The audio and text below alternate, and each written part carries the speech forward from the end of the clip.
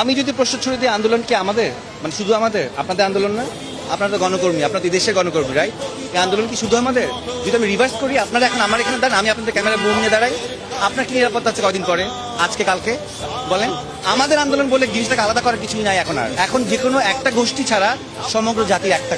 আপনি জিজ্ঞেস করেন ইন্ডিভিজুয়ালি, যদি সম্ভব হয় জিজ্ঞেস করেন, কেউ চায় না এই গভর্নমেন্ট কেয়ার, কেউ চায় না।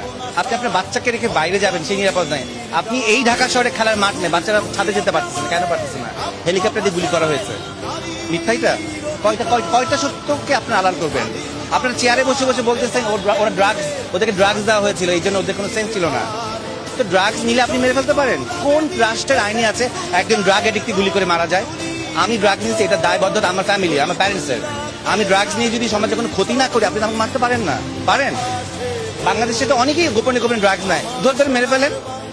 এগুলো স্থূল কথা বলা বন্ধ করেন। আপনাদের নির্লজ্জ লাগা, আপনারা নির্লজ্জ। আপনাদেরকে আসলে কোন কথা বললে আপনাদের লজ্জা হবে আমি জানি না। পুরো জাতি আপনাদেরকে এত কথা বলতেছে, ফেসবুক বন্ধ করেছেন, ইন্টারনেট বন্ধ করেছেন, কতদিন বন্ধ থাকবে? বহির্বিশ্বের চাপের জন্য এখন ফেসবুক অন করতে বাধ্য হয়েছেন, এটাও আমরা জানি। তারপর ইতিহাস থেকে যায়, ইতিহাস থেকে যায়। এই যে অগাস্টের 1 তারিখ, ইতিহাসটা মনে করেন। হ্যাঁ, ইতিহাস কিন্তু রিপিট হয়, কর্মের কারণে ইতিহাস রিপিট হয়। এরকম রিপিট যাতে না হয় সেই চিন্তাটা করেন। যা অর্জন করেছিলেন তার কিছু এখন আর নাই। কেন নাই? আপনাদের কর্মের কারণেই নাই। এক একটা সন্তানকে আপনার রাস্তায় রক্তাক্ত করে মেরে ফেলেছেন। কয়টা মায়ের বুক খালি করেছেন বলেন? কি দোষ ছিল এই বাচ্চাগুলোর? কি দোষ ছিল সাইদের? মুগ্ধর কি দোষ ছিল? ও পানি খাওয়াচ্ছিল, কি দোষ ছিল ওর বলেন?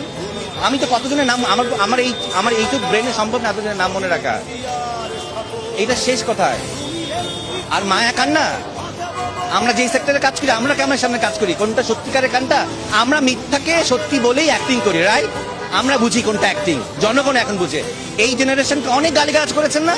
এরা কিছুই পারে না, এরা মাদকাসক্ত, এরা সারাদিন অনলাইনে থাকে, দেখিয়ে দিয়েছে। তো লজ্জা লাগা উচিত।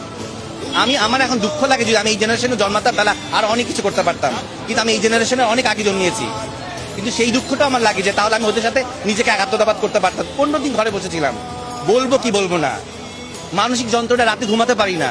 আমি কেন আমার দেশে ঘুমাতে পারবো না? আমি কেন জানি না একটু পরে আমি এই বক্তব্য দিয়েছি, অনলাইনে যাবে, ফেসবুকে যাবে, টিভিতে যাবে, আমি আমার রাতে পৌঁছাতে পারবো কিনা? আমার যাওয়ার কথা ছিল ব্যাংকে। আমি যখন জানতে পারলাম সমগ্র শিল্পীরা আজকে এক হয়েছে, আমি চলে আসি। আমি আমার প্ল্যান ছুড়ে ফেলে দিয়ে আসি, না ব্যাংকের কাজ সানডেতে করবো। কেন আজকে এসছি? আর কতদিন চুপ থাকবো বলেন? আমি আজকে নাই হয়ে যেতে পারি। আমি হয়তো বাসা থেকে ঘুমাতে গেলাম, দেখবো হয়তো পুলিশ আসে নিয়ে যাবে আমাকে। তারপর আপনারা কি করবেন? পরের দিন আপনারা দেবেন ওনাকে ধরে নিয়ে গেছে। এতটুকুনি আপনাদের দায়িত্ব, এর বেশি কিছু না। আপনারাও নামেন, আপনারা নিজেদের ক্যামেরা নিজেরা ঘুরান, বুমটা দিয়ে কথা বলেন। হ্যাঁ, বেতনের কথা বাদ দেন, চাকরির কথা বাদ দেন। দেশ না ঠিক থাকলে বেতন কোথা থেকে আসবে আপনাদের?